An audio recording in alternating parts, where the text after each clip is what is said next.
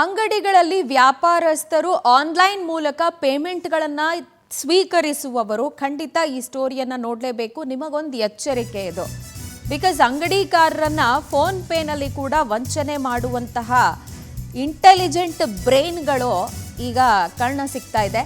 ನಕಲಿ ಆ್ಯಪ್ ಮೂಲಕ ಹಣ ಪಾವತಿಸಿ ಸ್ಕ್ರೀನ್ ಶಾಟ್ ತೋರಿಸ್ತಾರೆ. ಹೀಗಂತ ಹೇಳಿ ಅವರು ಯಾವ ವಸ್ತು ಖರೀದಿ ಮಾಡಿರ್ತಾರೆ ಅವರು ಕೊಟ್ಟು ಕಳಿಸಿದ್ರೆ ನಿಮಗೆ ಲಾಸು. ಬೆಂಗಳೂರಲ್ಲಿ 2 ಐಫೋನ್ ಖರೀದಿ ಮಾಡಿ ಯುವಕ ವಂಚನೆ ಮಾಡಿದ್ದಾನೆ. ಮಾಗಡಿ ರೋಡ್ನ ಮೊಬೈಲ್ ಅಂಗಡಿಯಲ್ಲಿ ಈ ವಂಚನೆ ಆಗಿರೋದು. ಅಭಿಷೇಕ್ ಇಂಥದ್ದೊಂದು ಕೇಡಿ ಬುದ್ಧಿ ತೋರಿಸಿರುವಂತಹ ಅದ್ಭುತವಾದ ಟ್ಯಾಲೆಂಟ್ ಹೊಂದಿರುವಂಥ ವ್ಯಕ್ತಿ ಅಂತ ಗೊತ್ತಾಗ್ತಾ ಇದೆ.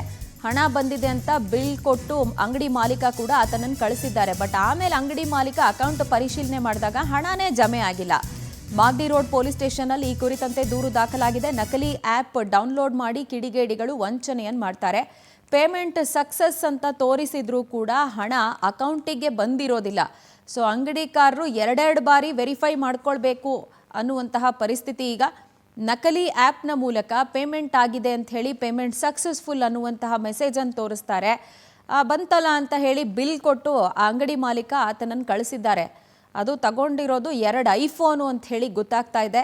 ಸದ್ಯ ಈ ಕಿಡಿಗೇಡಿ ವಿರುದ್ಧ ದೂರು ದಾಖಲು ಮಾಡಲಾಗಿದೆ. ಈ ಸೈಬರ್ ವಂಚನೆ ಪ್ರಕರಣಗಳು, ಆನ್ಲೈನ್ ವಂಚನೆ ಪ್ರಕರಣಗಳು ಇತ್ತೀಚಿನ ದಿನಗಳಲ್ಲಿ ಹೆಚ್ಚಾಗ್ತಾ ಇದೆ. ಸೊ ಹೆಜ್ಜೆ ಹೆಜ್ಜೆಗೂ ಕೂಡ ಎಚ್ಚರಿಕೆಯನ್ನು ವಹಿಸಬೇಕಾಗಿರುವಂಥ ಅನಿವಾರ್ಯತೆ.